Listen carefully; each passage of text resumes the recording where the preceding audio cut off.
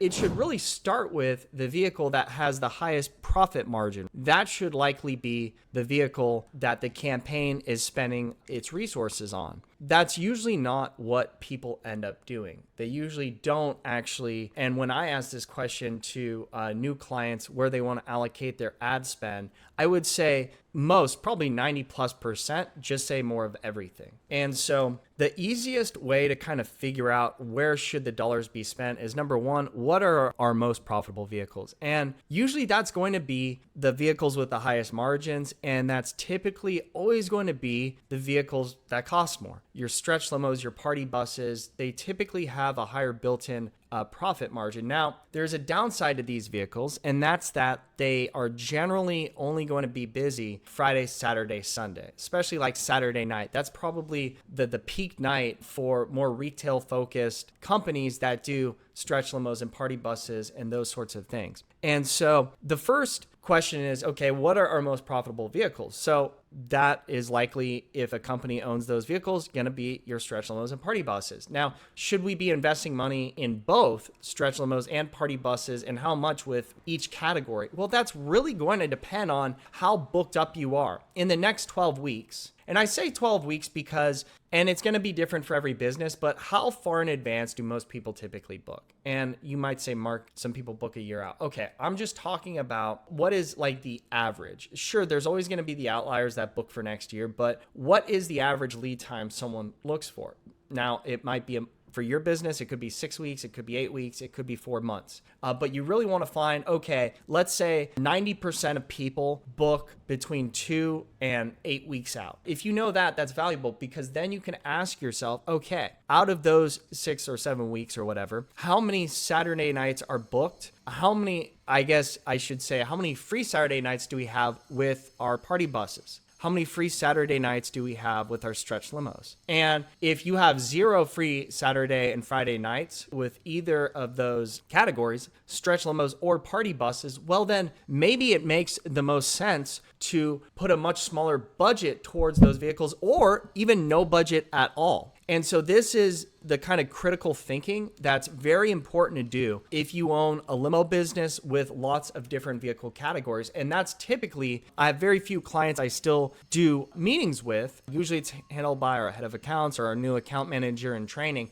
But the most important decision we make is, where are we going to allocate the ad? What are we going to put ad spend towards? What sort of vehicles are we going to put ad spend towards? And so the great thing is, with sedan, SUV, those sorts of vehicles, they really can be booked 7 days a week. And the vehicles that have the best of both worlds, where there's a much higher ticket and it can be booked 7 days a week, are going to be your sprinters, your minibuses, your coaches. Those vehicles have the best of both worlds, to where much higher ticket price, higher profit margin typically, whereas, sedan and SUV, it's got low profit margin, but it is 7 days a week. And then you have stretch limo, party bus, that is higher profit margin, but it's only, on Saturday, Friday, Sunday. Those are the days that those vehicles are more busy. So in considering all of this, when thinking about, well, then what are the best vehicles? Well, probably, any sort of vehicle that seats more than 10 people with forward-facing seats, if I really just wanted to distill it down. But these are the things you want to be considering when you're deciding how to allocate your ad spend. So if you're a company that does sedans and SUVs and stretch limos and party buses, I want you to figure out what is the average lead time where most people book, okay? Like I said, it could be 2 to 6 weeks. And again, you want to do not 100%, because that could be, well, people book from 1 day out to 2 years out. No, where do most people book most of the time? And that's going to be a range. Let's say it's, like I said, 1 to 3 months. Okay, so that's really, let's say 8 or 9 weeks or so. So out of those 9 weeks, how many weekends, Saturday nights, Friday nights are free? And then do it by vehicle. So I'll just say stretch limo, party bus. Let's pretend it's 8 weeks, right? So that's 8 Saturdays and 8 Fridays. How many of those have a booking on the stretch limo? How many have them on a party bus? Because what you can do is, if out of the, let's say 8 weeks, we have Friday and Saturday here, and we have all 8 on both of these, and on Friday and Saturday, we have, only 4 here and 4 here. Well, we probably don't want to be putting money into the stretch limos, right? Because those are pretty much all booked up. So what we generally with Google Ads, you likely want a separate campaign. It makes it easier to allocate the ad spend here. But if they're in the same campaign, you can just pause this ad group here for stretch limos and then just spend the money on party buses because you still have some availability here. And not to say that you're not going to get Sunday day or midweek stuff, but ask anyone that does advertising for stretch limos and party buses. And by the way, this would be another great thing to track. It's funny, as I'm creating this video, I'm kind of thinking through other things that you want to be tracking. And really, out of the past 100 leads, you want to see, okay, what is the average number of leads that request for a Saturday night? What's the average number of leads that request for a Friday night, right? Saturday day, Friday day, Sunday night, and really start building these stats because here's why. Let's pretend this was 8. You didn't have any availability Saturday night, but you did have about half your Friday nights were free. The thing about that is, if half your leads that you get are looking for Saturday night out of, let's say, 100 leads. It's probably not this high, but let's just say half the leads want the same Saturday night, or just every week, Saturday night's the most requests, and half of your quotes are coming in looking for Saturday nights. Think about what that actually does to your lead cost if you continue to market your party buses. You have to throw away, and this is assuming you can't farm them out to affiliates. Obviously, that changes things, right? But if every other lead you can't service, that doubles your lead cost and doubles your client acquisition cost. So something that was profitable, when you had full openings, might actually be unprofitable should you have to just waste 50% of your leads. And this is why it can be much more challenging for stretch limo party bus operators when they're doing Google Ads because of this exact thing. And that's why knowing what percentage of people are looking for Saturday night and even like Friday night, because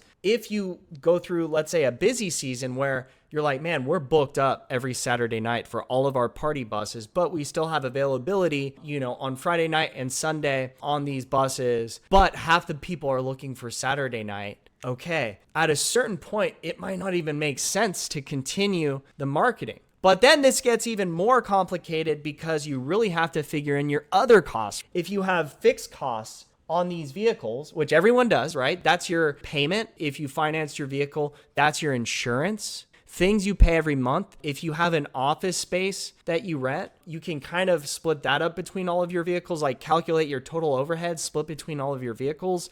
And if you start adding up all your fixed costs, what you find is, hey, to even break even, we need to do a set number of jobs per month. So all of these things really need to be factored in. And the equation, the deeper you dive into it, just gets more and more complex. But it's better to do this than to not think about this at all and just kind of spray and pray like, hey, we're just going to spend money on everything. We want more of everything. Not smart. The smart thing to do is start looking at your data. Look at the number of people that are requesting for Saturday nights. If you've gotten several hundred leads, look back and have one of your staff go through and just check boxes for which one of those were on Friday or Saturday nights. Because when you get into your busy season, pretty booked up for a certain vehicle type, you might find that it's not even worth it to continue advertising for that vehicle because every other lead needs to be burned. Okay. And again, this is why it's nice to have sedan, SUV, Sprinter, not limo, Sprinter, minibus, motor coaches, things like that, because generally those are more 7-day-a-week sort of things. So anyways, guys, make sure you are doing this thought exercise before you decide how much money you're going to allocate to each different vehicle type. Because by just spending some time on this and really thinking it through,